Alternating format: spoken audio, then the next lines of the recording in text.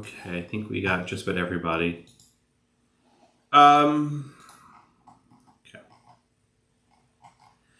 Well, here we are.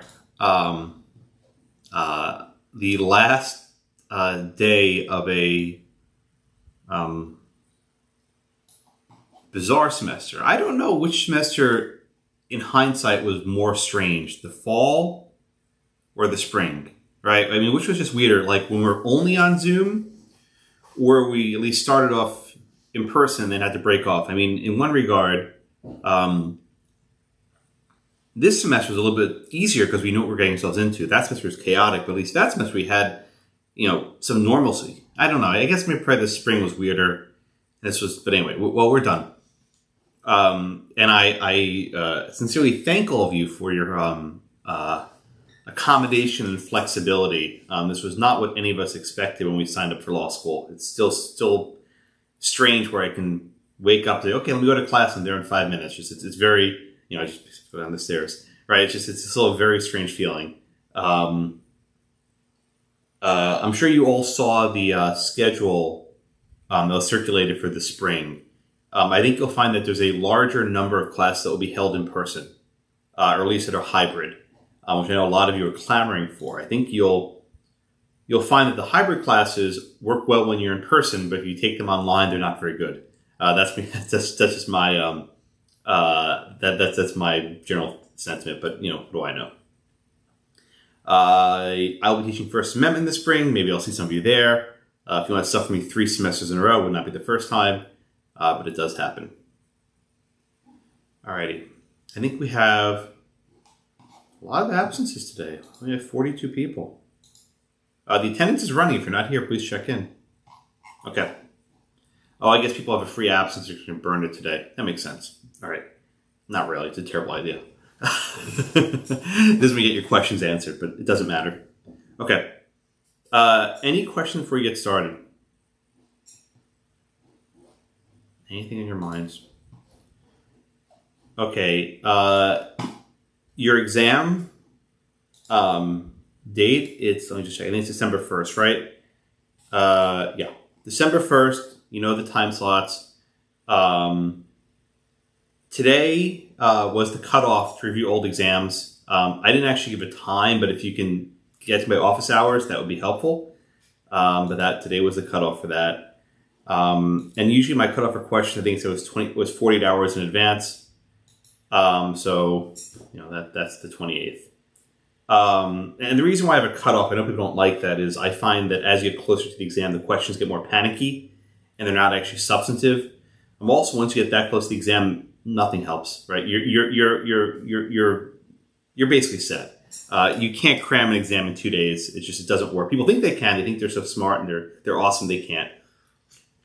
Right. I think you have to have a recognition that this is a semester-long project, and if you don't have it within the last 2 days, you're not going to get it. If you want me to look at your outline, again, I can do that today. I'm happy to do it. I think I'll have long office hour lines today, but I'll stick around as long as we need. I'm not going anywhere. We're all stuck at home. All right. Anything else in your minds?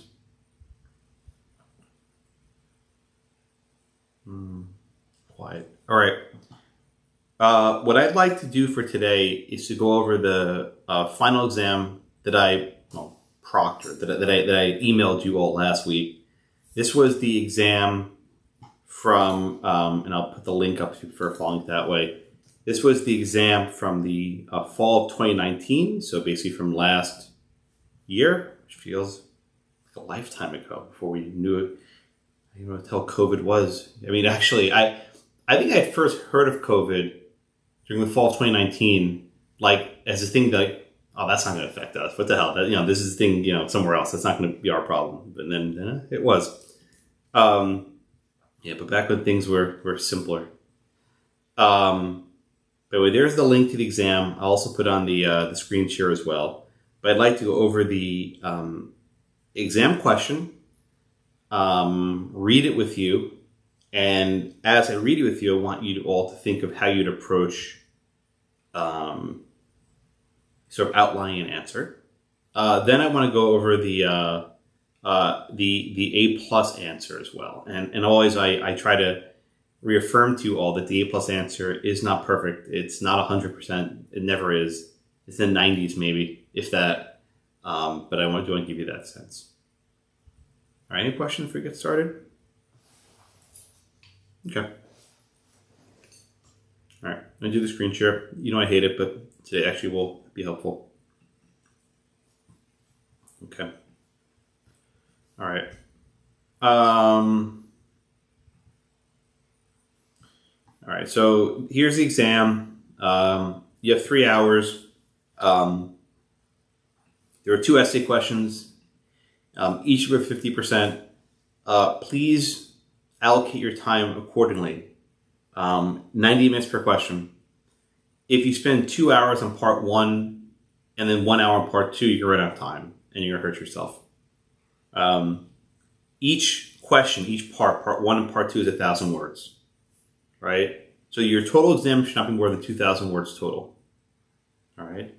Now, this is the part that always trips people up. It shouldn't, but it does. Part 1 is 1,000 words, but there are 5 subparts. That means roughly 200 words per subpart. Okay. Do not write 1,000 words for each of the subparts, please.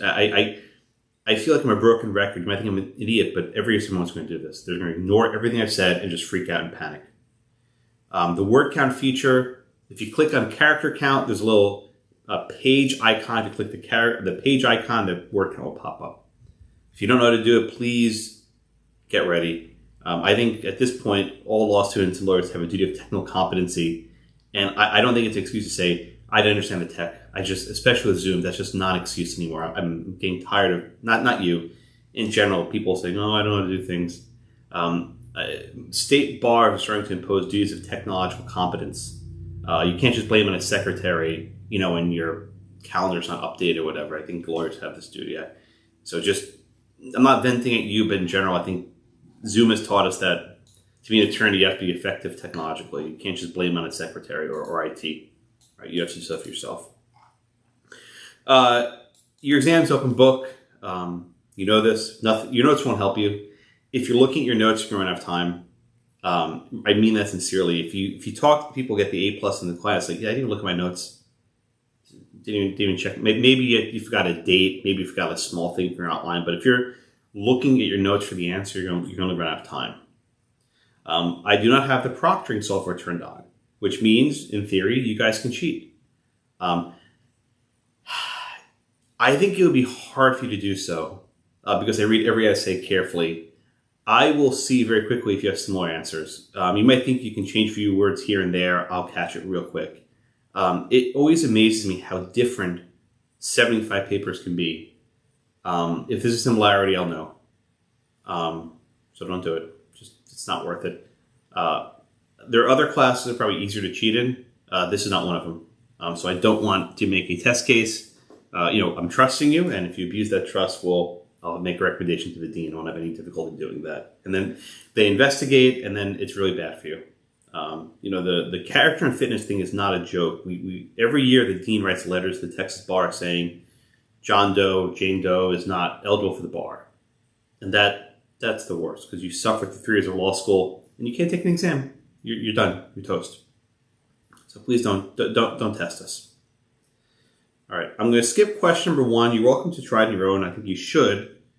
I'm going to skip question number 1. I wanted to give you a question that involves, I want to give you a question that involves covenants and easements, because I know a lot of you told me that was an issue that was shaky on.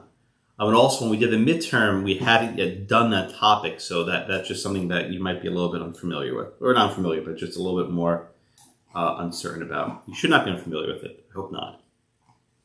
All right, so the setup is write a memorandum of no more than 1,000 words addressing the following 5 questions. Okay. I will often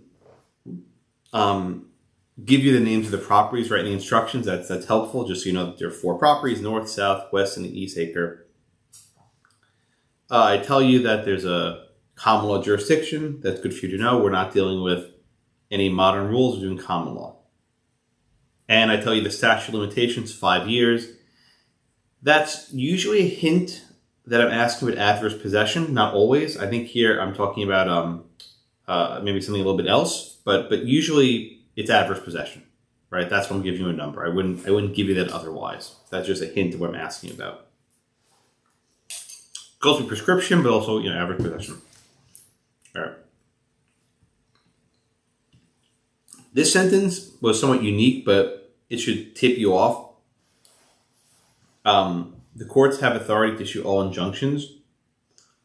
When have we ever talked about injunctions in class, right? I can think of two places. One, with nuisance, right, whether the remedy is a damage or injunction. And two, with equitable servitudes and covenants, whether the remedy is damages or injunction, right? Most students missed that reference and it becomes very important to question equitable servitudes. So read the instructions carefully. I often will put things in there that give you a very, very important hint. And if you're not tuned into it, you're going to just lose the hint. I'm trying to help you there. Okay? All right, so let's just walk through this one step at a time.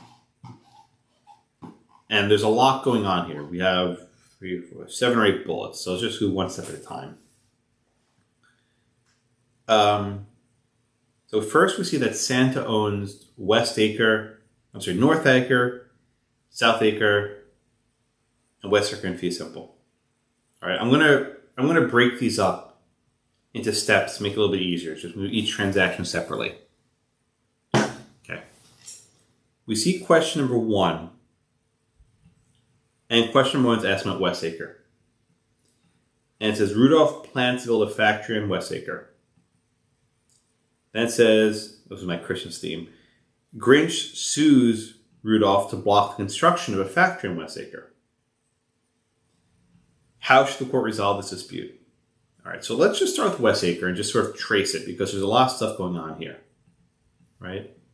So in the very beginning, we see that Santa owns West Acre in fee simple, okay? Next, we see on bullet number 3. I should actually number these. No, you live and learn. On bullet number 3, that Santa sells West Acre to Rudolph. But there's a covenant. Okay? And the covenant is that West Acre can only be used for residential purposes. All right. Here we know that the covenant was created with the transfer of land. Okay, so that tells us we have privity of contract and privity of estate. That is horizontal privity between Santa and Rudolph, right? There's horizontal privity between Santa and Rudolph. Okay, that should not be complicated. That's straightforward. Why is it important to have horizontal privity? Because in order for burdens to run, we need to establish horizontal privity. Okay, so next step we have a third transaction. Santa, where is it? Here it is. No. Okay. All right, so that's the second transaction. The third transaction involves Grinch, right? It says that Santa sells Grinch a life estate in North Acre. Okay? That's where Grinch comes in the picture. Okay? So Santa sold West Acre to Rudolph. And then Santa gives Grinch a life estate in North Acre. Okay?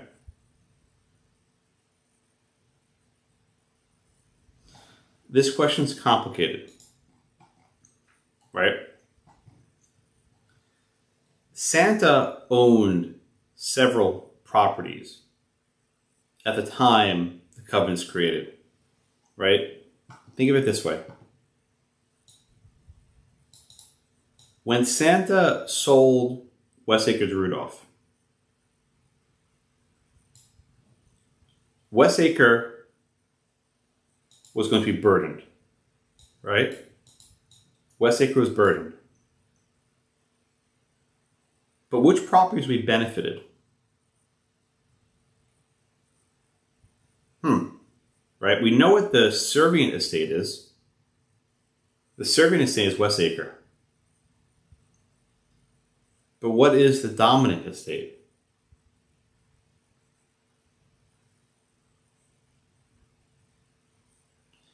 We never covered a question exactly like that in class. Right? Usually we did only A and B, Blackacre and Whiteacre.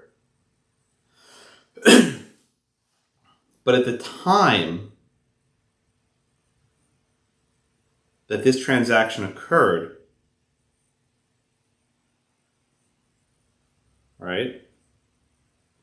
At the time this transaction occurred, Santa also owned Northacre and Southacre. Those two other properties. And the way I approach this question is that Santa had the benefit of that covenant by virtue of owning Northacre and Southacre. All right, so again, the serving estate is Westacre, and the dominant estates would be Northacre and Southacre. All right, everyone with me. Northacre and Southacre are dominant estates.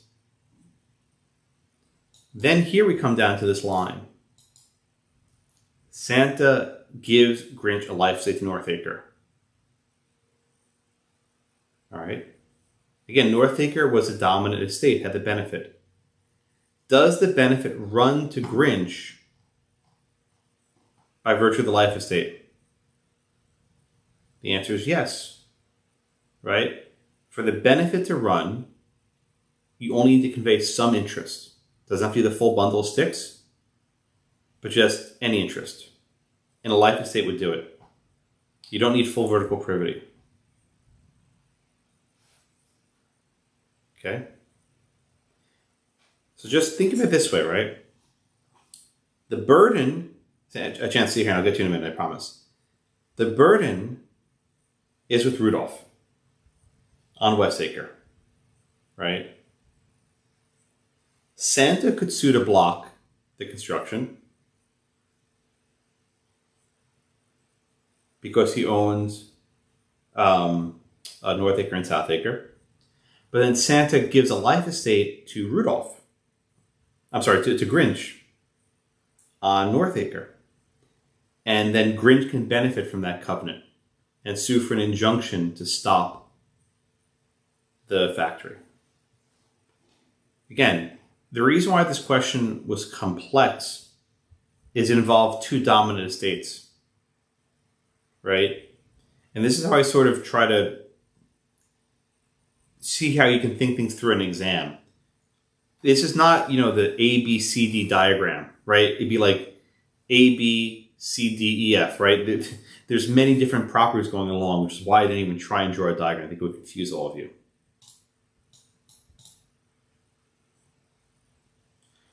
Nick asks, it never said the properties are adjoining. It doesn't matter. It makes no difference if they're adjoining. It really makes no difference. Okay, Chance, go ahead. Yeah, it's kind of the same realm as Nick's. Should we always assume there is a benefit, or a dominant property unless told otherwise? There has to be. There has to be. I mean, that's the law of covenants, right? There has to be a dominant and it has to be a serving tenement. The entire purpose of a covenant is that one property benefits and the other one burdens. Now, they could be a reciprocal, that they're both benefiting, both burdening, but there's at least one dominant, at least one servient. There has to be. In other words, I wouldn't put a covenant on land unless I was getting a benefit out of it or you were getting a benefit, right? Someone's got a benefit and someone's got a burden, right? It's not possible for both to benefit and it's not possible for both to burden. There's got to be give and take. Okay, that makes sense. But to Nick's question, I always get this. It makes no difference if they're adjoining. It really makes no difference. They could be in different counties, well, maybe not different counties, but at least in different parts of the county. It's tricky when you're going different property regimes, but just they don't have to be adjoining.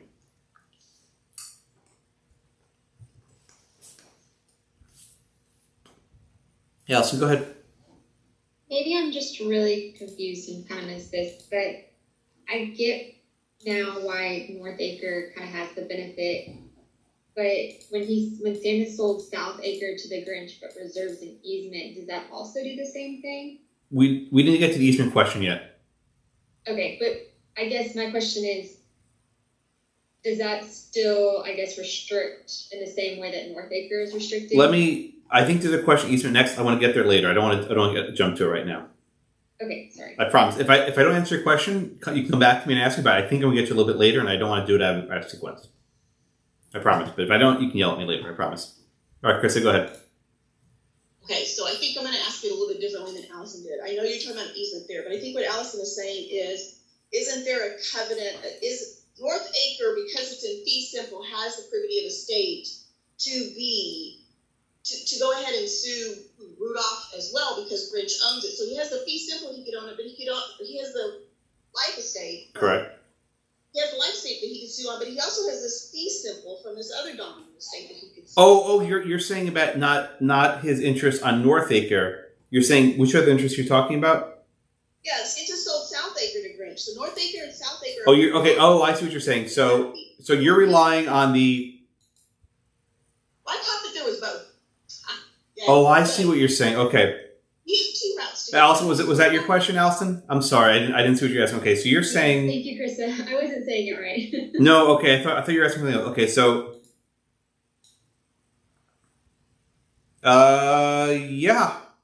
Yeah, that would work also. You made it easier than you thought you did.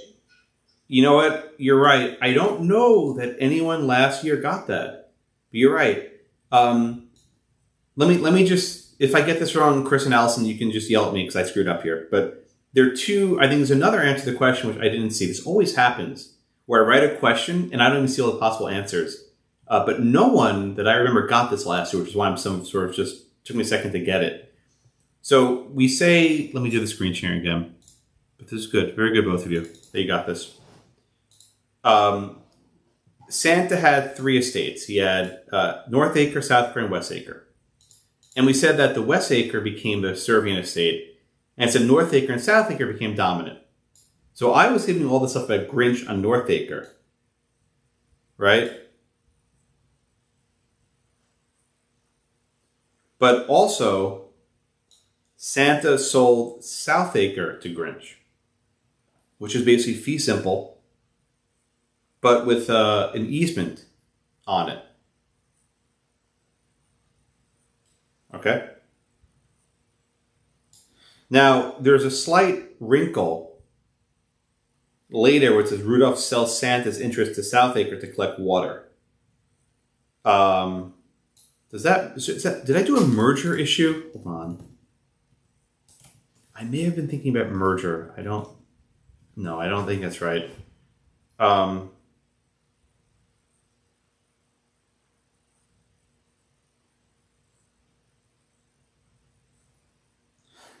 Right, so just I'm hesitating slightly. I know this is not what you're all expecting because you want a clean answer, but this one gets a little messy because later it said Rudolph sells Santa his interest to South Acre, so he would still have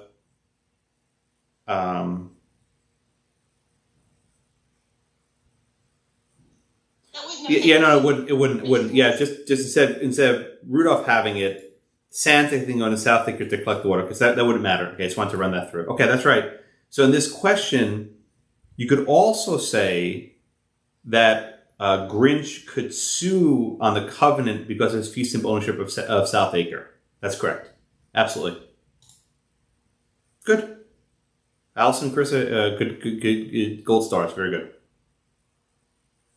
Yeah, no, that's right. I don't think anyone put that last year, but that's exactly right. Good. All right. always happy when people think of other answers. I try to make these fact patterns so that they're so complex that invariably there's other ways of resolving it. Okie doke. Questions are number 1.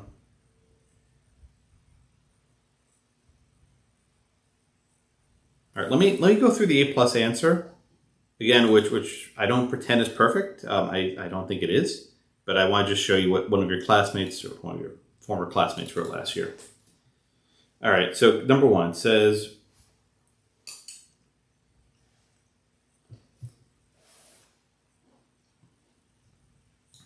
okay, Grinch will be able to prevent Rudolph from building the factory. Inefficient sentence. Okay, Santa sold Rudolph Westacre with a covenant attached for residential purpose only. There's an intent to bind Santa, such concern the land. There's previous state. These 3 factors, you're welcome to discuss them. I never find them very helpful, but you're welcome to sort of list them. Those factors are they're accurate. There's previous state between Santa and Rudolph because it was attached to land transaction. That means it's horizontal privity. That's right. Rudolph has a burden on Westacre and Southacre, and Santa has the burden on Northacre. Okay. The benefit runs to Grinch because he has a life estate on Northacre and vertical privity. That's correct. There's horizontal. Well, not exactly. I mean, it's called vertical privity in the book. I suggest you don't use that phrase because it means something different, but this is not wrong. But there's horizontal, and the interest runs down to Grinch, so this is correct. Again, if you say vertical privity, I'm not going to be mad at you, but just you might confuse yourself because the vertical privity on the burden side is different than vertical privity on the benefit side. So they're different concepts, but I won't penalize you. I think what they wrote is perfectly fine.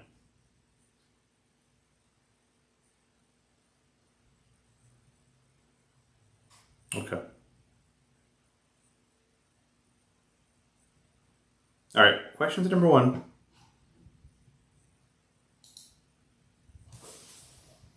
Yes, Nick, go ahead. Just go back to the question that Allison and Chris just had.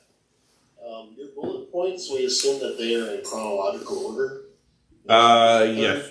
Yeah. Okay, and if we switched the 3rd and the 4th bullet points, where Santa conveys Southacre to Grinch before he sells Westacre to Rudolph, that would change the question completely. Yeah.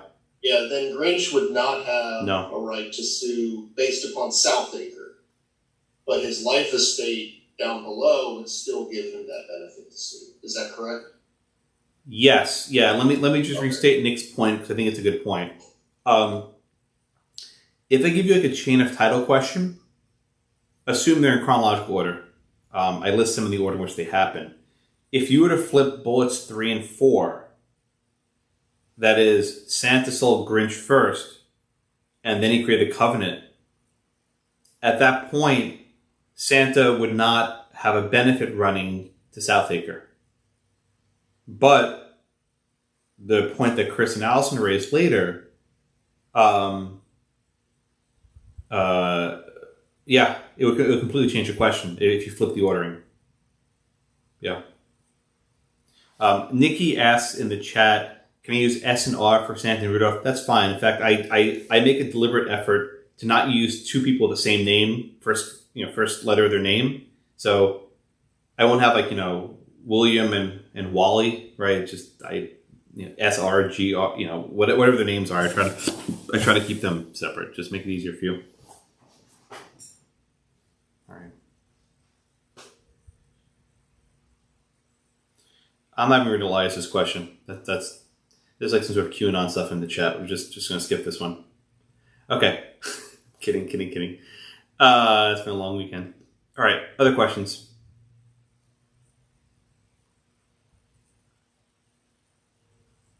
Anything else for number 1?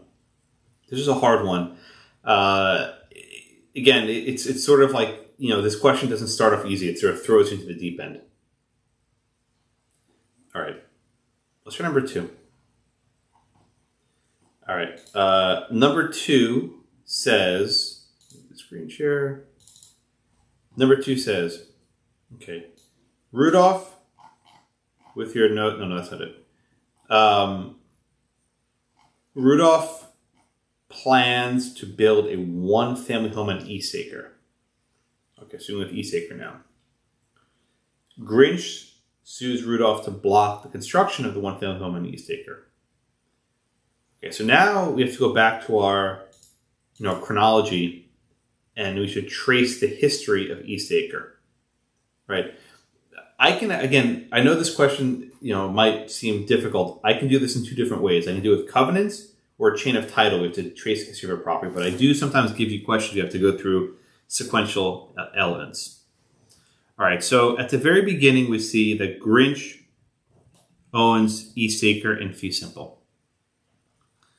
Then we see over here that Grinch sells Eastacre to Santa, but includes a covenant. And the covenant is that Eastacre can only be used for residential purposes. Okay? All right. Everyone with me?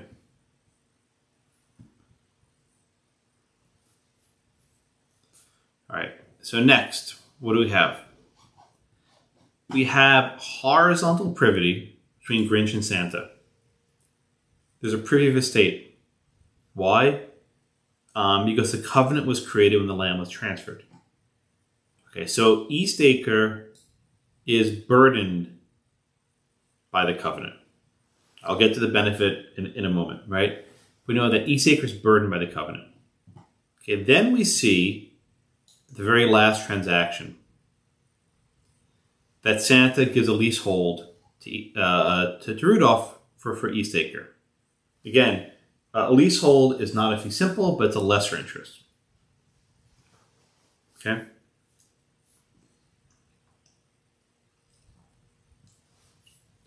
Under the common law, for the benefit to run, you can have something less than fee simple, right? You can have something less than the full interest. But a common law for the burden to run, right? Eastacre is the burden estate. For the burden to run a common law, you need the full bundle of sticks to transfer. All right. So what does this mean? Rudolph is not bound by the covenant. Rudolph is not bound by the covenant because he did not get the full bundle of sticks. Grinch could not sue Rudolph. But Grinch can sue the landlord, the deity, Santa, right? Does Santa get COVID? Does Santa wear a mask this year? I haven't thought about that. I have to just explain that to the kids. Mommy, Santa can't come in. He's not wearing a mask. The beard's too big, right? Yeah. Santa's delivering the vaccine. That'll be lovely. Yeah. Santa Pfizer. They can make in the new London, Connecticut property facility. Enough. Landlord Santa can be sued though, right? And the way this would actually work in reality is Santa would get sued, and in turn, Santa would probably evict, right, his tenant who's screwing up for violating the covenant. But the key point is that Grinch cannot sue Rudolph directly, right? Grinch would have to sue Santa. Now, just make a point. Does Grinch benefit from this covenant? This is actually the point that Allison and Krista were making before, right? Grinch had acquired Southacre from Santa. Okay? And with that transaction, he acquired the benefit from the covenant on Eastacre. This is like the flip side to their question. When Santa created this covenant, he still owned. when Santa created this covenant, oh, I'm sorry, I messed it up. Okay. I'm getting the names confused, I'm sorry. Grinch acquired Southacre from Santa. Okay. But he had already owned Eastacre.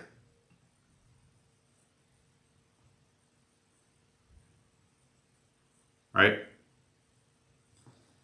Even though there was an easement reserved, and Grinch did not get the full bundle of sticks, right, on Southacre, he still received the benefit.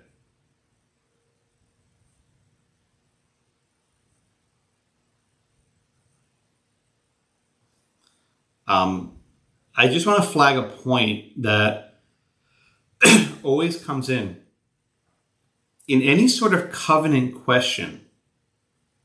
The issue of the equitable servitude is always lurking in the background, right? So even if you don't have horizontal and vertical privity, there may be cases where the court could recognize an equitable servitude by virtue of there being notice that this agreement exists. Okay. All right. This was tricky. Questions on number 2, right? The key point here, and the key point for number 2, is that the burden will not run unless the full bundle of sticks is conveyed. So there's no burden. The lawsuit can't work. Chance asked, unless otherwise told, should we assume that all events always occur at the same time? What do you mean at the same time? I mean, they occur sequentially. I'm not sure what you mean same time. That was kind of like, basically, when I read that the first time through, I thought the points were going, word and all that stuff, and that kind of threw me off. I was like, okay, well, technically, if Santa's sold, I don't remember exactly that specific. It was like, okay, well, if Santa sold it to Grinch, there was no aspect between Rudolph and Santa there because it was in Grinch's hands at that point in time, and that kind of threw me off a little bit. Yeah, no, everything's sequential. Okay, thank you. Yeah, sure. I think Chance. All right, questions number 2.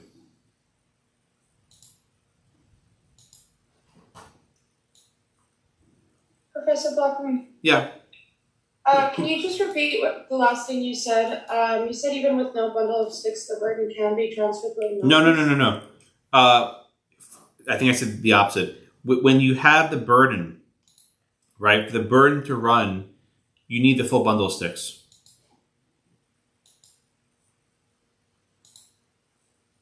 Right? In order for the burden to run, you need the full bundle of sticks. So that's why that question won't work. It's only got a leasehold. All right. Everyone at number 2? All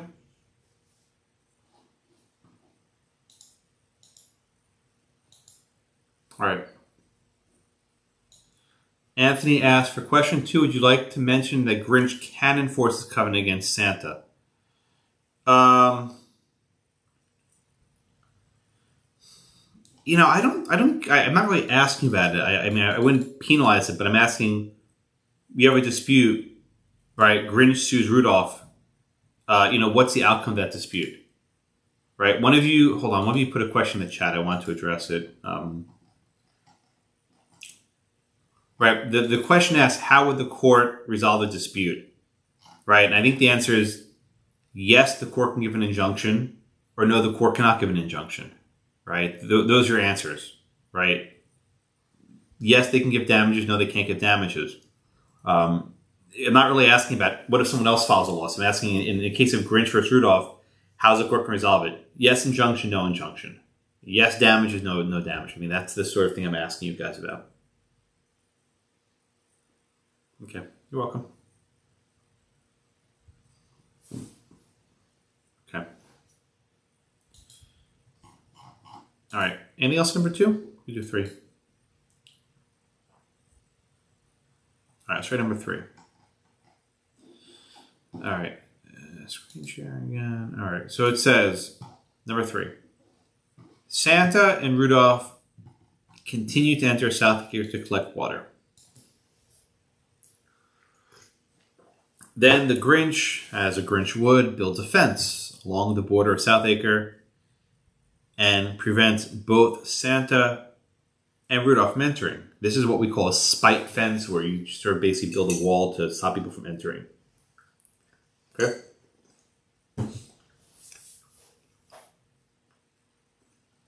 Santa and Rudolph each sue Grinch for blocking their access to Southacre.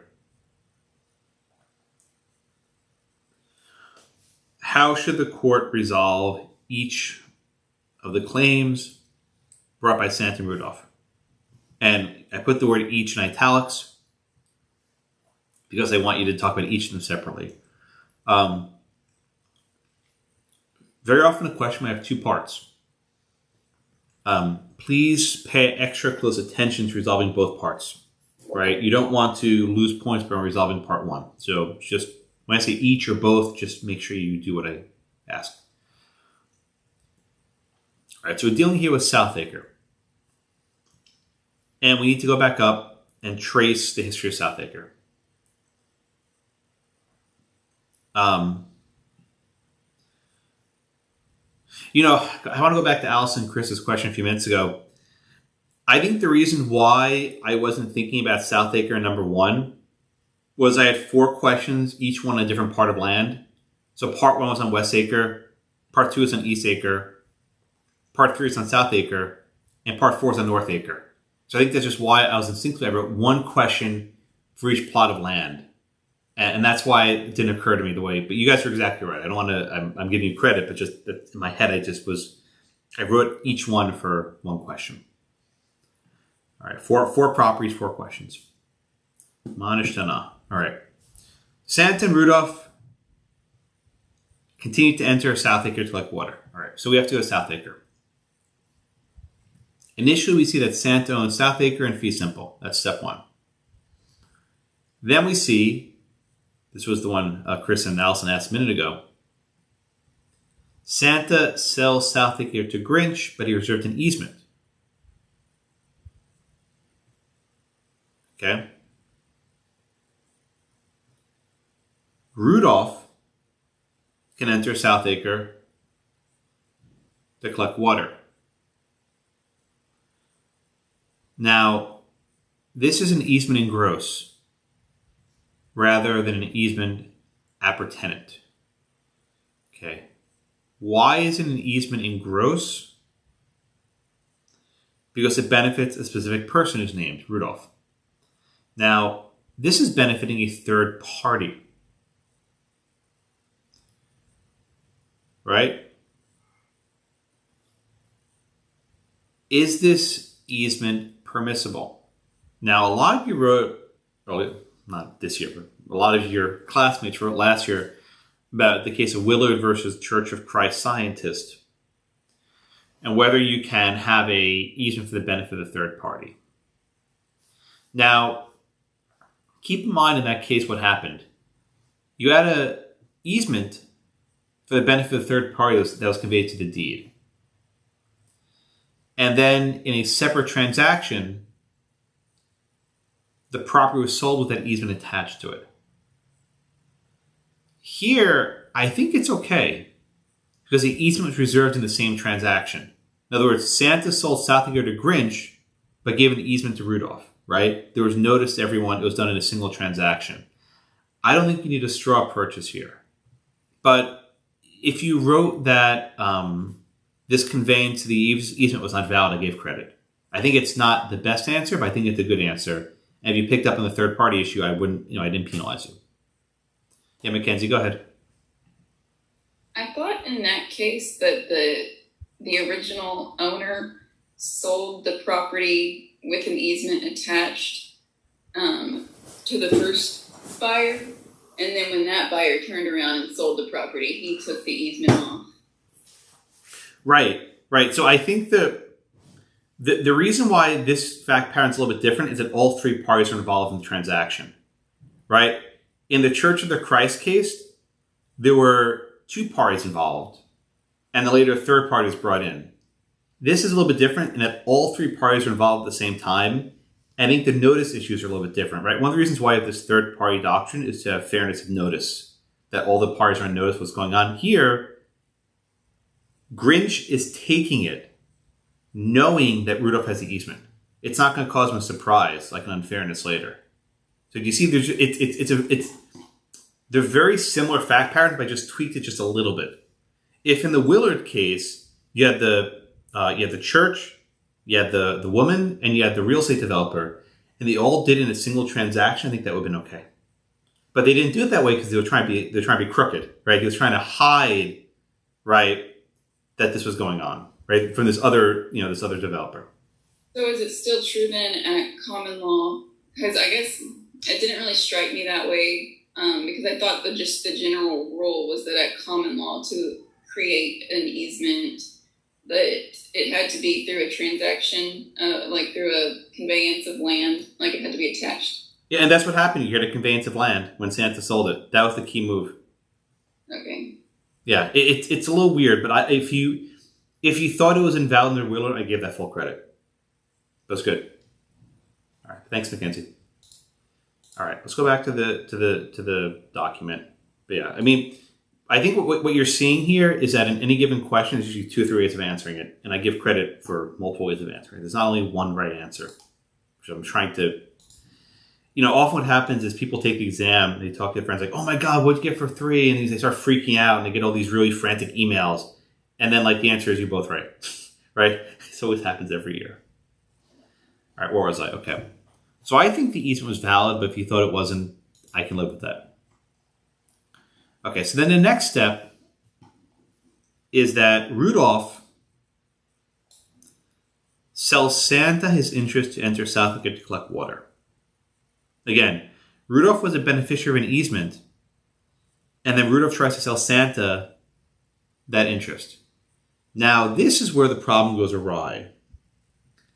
At common law, you cannot assign an easement in gross. Right? And this is Miller versus Lutheran, the camp case with the lake, Lake Naomi. So I don't think that Rudolph could sell Santa's his interest to enter South Acre. I don't think he can do it. That's not valid. So what does that mean? Rudolph would still have the easement in gross. Right? Rudolph would still have the easement in gross. So therefore, Rudolph could sue Grinch, but Santa could not. Right? So again, you have 2 claims. I think Rudolph could sue Grinch, but Santa could not. Now, if you thought that the initial, this is Mackenzie's question a minute ago, if you thought that the initial conveyance of the easement was void, then they're both void. They both lose. In other words, if you choose to go down Mackenzie's route, which you can do, you have to follow till the end. If Mackenzie's right on number 3, then both Santa and Rudolph lose. But if you thought the Rudolph one was valid, then Rudolph wins, but Santa loses. Right? Everyone see that, right? So, in other words, if you sort of choose your own adventure, right, you go down a different path, that's fine. But I then will grade you based on what you wrote for that question.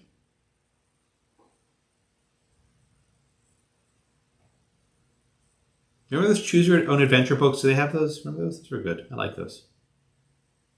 Now they're all just apps, swipe your own adventure. I don't know how that works. Okay. Question number 3. Good question so far. You guys are really, I can tell you actually really dug into this question. You're asking very good, insightful questions. All right, anything else on number 3? No? All right, number 4. Making good progress. Okay, this was a water question. Whenever you see anything involving oceans or water, you should immediately think of the public trust doctrine. Just sort of just flag in your head. So we see here that question number 4. Grinch enters North Acre, and we learn that it borders the ocean. Okay, the ocean is a public water. It's involved with public trust doctrine. Santa asks Grinch if he can walk across Northacre to swim into the ocean. Okay, so this is what we call vertical axis. Santa, who is extremely overweight, which is a comorbidity for COVID, he's got to watch his weight, this is not good, explains that swimming in the ocean is excellent exercise, helps keep his weight down. Grinch says, sure. All right. Then Santa continues to cross Northacre daily for more than a decade. Okay, this is just flashing red lights. When I say a decade, that means I'm asking whether it's prescription. Every day before a swim, Santa stretches in a grassy field near the beach. Okay, so now we're on the grassy part. We're not in the dry sand part. The swim becomes an essential element of his exercise routine, and the doctors report that the daily swim saves his life. Okay, whatever. At some point, Grinch becomes annoyed with Santa's presence. He builds a fence, there's always fences, along Northacre and blocks Santa's entrance. We learn that Santa cannot find any other way to access the shore. Santa sues Grinch and asks the court to let him resume crossing Northacre. Okay, how does the court resolve this dispute? Okay. Now, the first question. I mentioned 10 years. Does this question actually involve prescription? The answer is no. It doesn't. Grinch gave Santa permission. It was oral permission, but it was permission to cross onto Northacre. We call oral permission like this a license. A license. And we know that a license can generally be revoked. There are exceptions, for example, Estoppel Reliance. Right? This is a Hallberg v. Taylor case we studied from Kentucky, where they had built a spike fence to block the road to access his mine. This case does involve public trust doctrine. The ocean is held in public trust. This is Matthews versus Bayhead. And that means everyone can access the water, as well as the wet sand. But the problem is, what do you do to get to the water? Right? So generally you can walk across the property to get to the wet sand, but you cannot stay on the dry sand, right? You can access the water, but you can't hang out there. All right? So in this case, we're not dealing with prescription, we're dealing with a license to cross over the land. Can that license be revoked? I gave you facts which suggest that this has become like essential. I think you can make an Estoppel case. There's a detrimental reliance that you need this water to live. Santa, though, would definitely have access to cross Northacre, right? So I think he can get to the shore. There's no other way to get there. But I think the problem is when he sort of stretches on the grassy field, the vegetation line is usually where the private property begins. So I don't think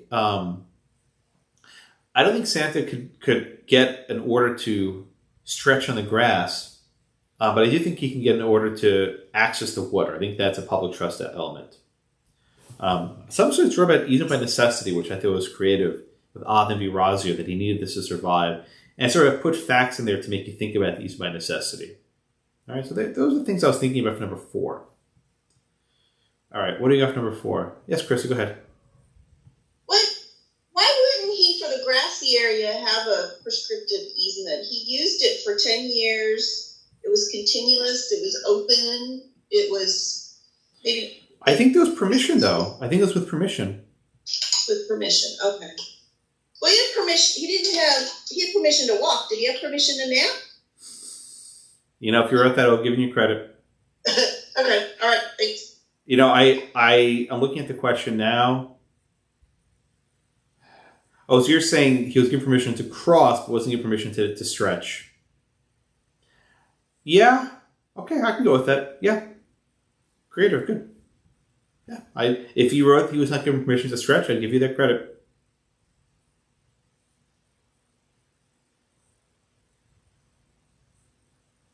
I like creative answers. That's good. All right. Question to number 4.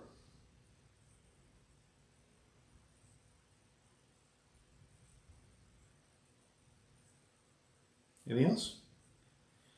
All right, let's go to the last one. This is the policy question. I don't have much to say about it. I was awesome to say, but this is mostly on you guys. The question says, modern courts have weakened the doctrine of caveat emptor with respect to disclosure of latent defects. Discuss the strengths and weaknesses of the doctrine of caveat emptor. To keep in mind that when you have this policy question, you don't have to write about Rudolph and Santa and Grinch, right? It's not necessary. In fact, in some regards, it's constricting. You should think about broadening your answer to talk about the issue more generally. So there are a couple cases you could discuss. There's Stambovsky v. Ackley. This was the haunted house case about whether rumors of a haunting affect the reputational value of a house, and whether that reputational value becomes a latent defect. That's sort of an outlier case. You have Johnson v. Davis, which has the classic example of the leaky roof, right, or the cracked foundation, or the termites, right. These are things that under caveat emptor you may not discover within a reasonable inspection. But you should also think more broadly, right? Who should be the relevant actor that modifies caveat emptor? Is it the courts, right, as a common law doctrine, or is it the legislature?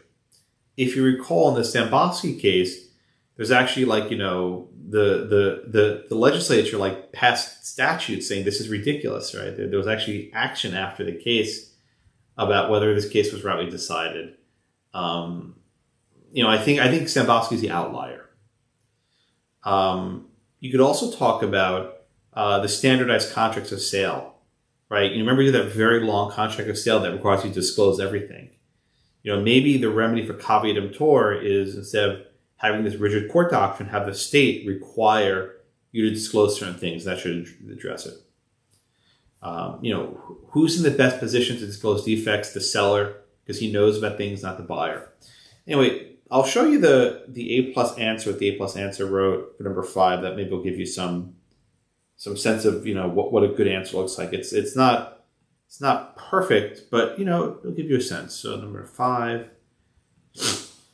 Okay. Some students do this. They separate the strengths and weaknesses. I suppose you can do that in different paragraphs. Okay, the strengths. It restricts an extra burden. A good sentence. It imposes an extra burden on sellers to disclose all defects. Requires sellers to be attentive to the property they're purchasing. I think they meant buy. I think they inverted it in their head. Or they either meant requires a seller to be attentive to the property they're selling. I think they inverted it. Okay, buyers should reasonably inspect the property for buying. Caveat emptor encourages buyers to inspect because they will be harmed. The stigma shield. Right, sellers shouldn't have to disclose prejudicial facts that may affect the property value. It exposes buyers to danger. Encourage sellers to hide defects. They cite Johnson with the cracked foundation and Stambovsky. Okay, yeah, it's okay. It doesn't get everyone looking for it, but it's there. All right. Questions at number 5.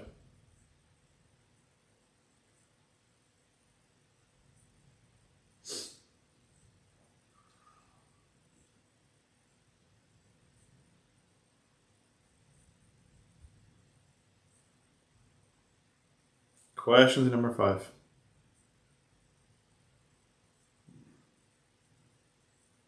Going once.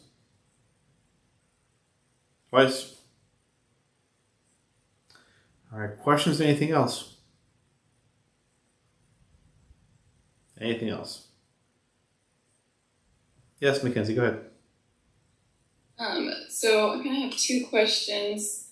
The first one, when it comes to adverse possession, how exclusive does the entry have to be? Because I know in one of the past exams, with the Beauty and the Beast case.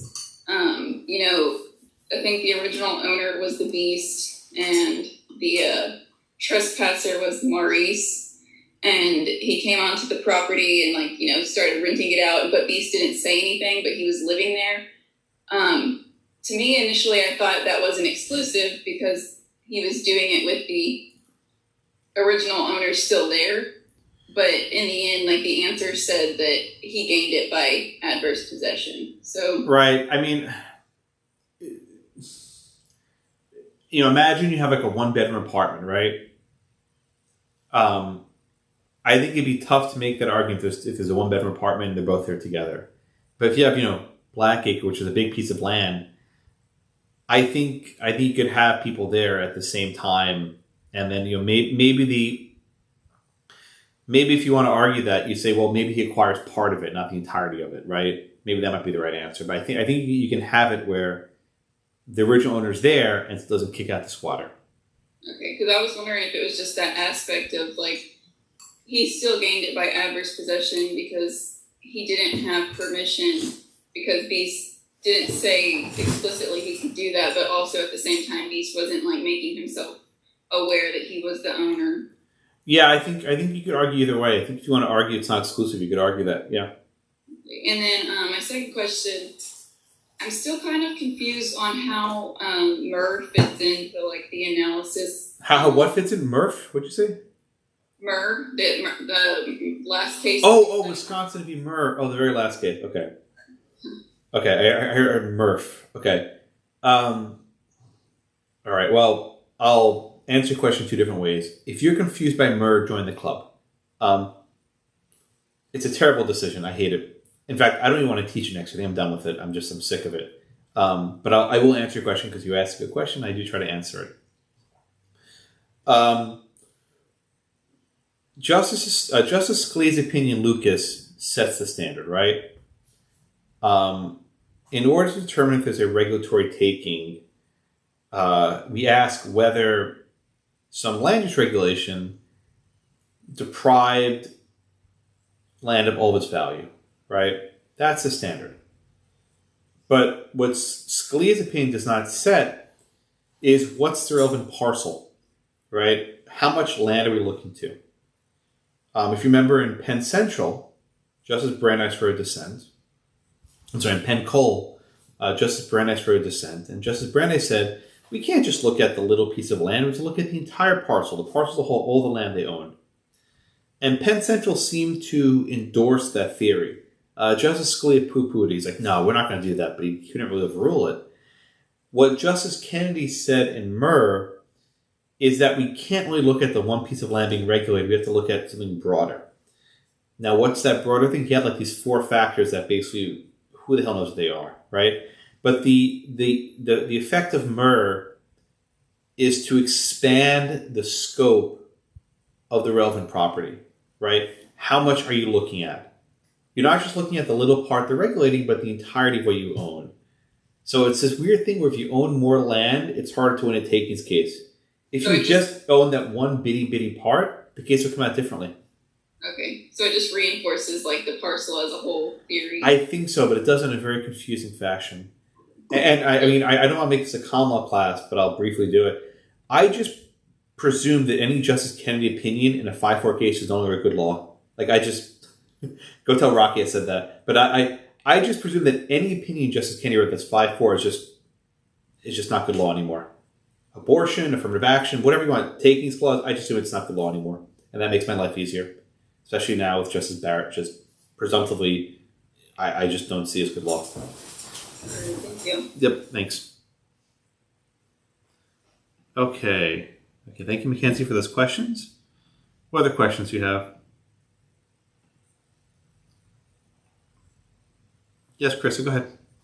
So I have a question all the way back to the first day. Please, the very first day of class, in the beginning, right? In the beginning, it was darkness.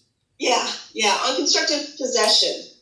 Constructive possession. So the book talked about how you could take constructive possession, you enter onto a parcel of land under color of deed, and then you might be able to claim the whole deed. But we also had a question that day that said a guy entered onto a property, it had a deed, it was a 100-acre property, and he was only using the 40 acres, so he only adversely possessed the 40 acres. Mm-hmm. What would he have had to do to possess all of it? I think an easy example, let's say it's a farm. If he's only growing crops on 40 acres, he gets those 40 acres. If he grew crops on 100 acres, he would have the entire 100 acres. I think that's an easy example. Okay. But realistically, this is almost like Mackenzie's question a minute ago, right? What does it mean to be exclusive? When you have a 100-acre lot, there's a lot of space for you to move around in, and maybe you only have some versus others. If you're talking about a house, you're going to squat the entire house. Right? Think of Mr. Eugene Robinson, who had the house in Dallas, Flower Mound. He wasn't squatting the living room; he was squatting the entire house. Right? Even though he never maybe went upstairs, realistically, you squat the entire house. That's how it works on most modern properties. And so, say you're going back to the farmer, and he is a BFP, not BFP. BFP. He's bought 100. He's got in his hands. Well, that wouldn't work. Never mind. Okay. All right. Thank you. All right. Old MacDonald had a farm. Right. EI, average possession. Okay. All right. What else? Oh, there's Mackenzie. Sorry, I didn't even mean that. Okay, she's laughing. EIO. All right. What else?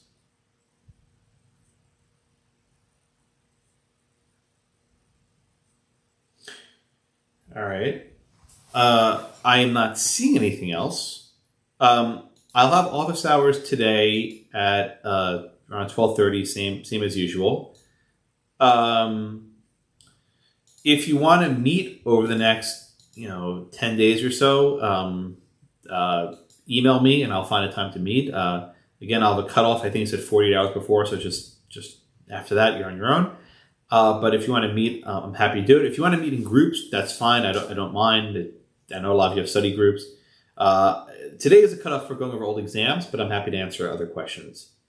My pleasure. All right, anything else? All right, well, the very last minute poll running. And I think we're done here. All right, thank you all for a bizarre, wonderful, fun semester. Appreciate it. All right, take care, everyone.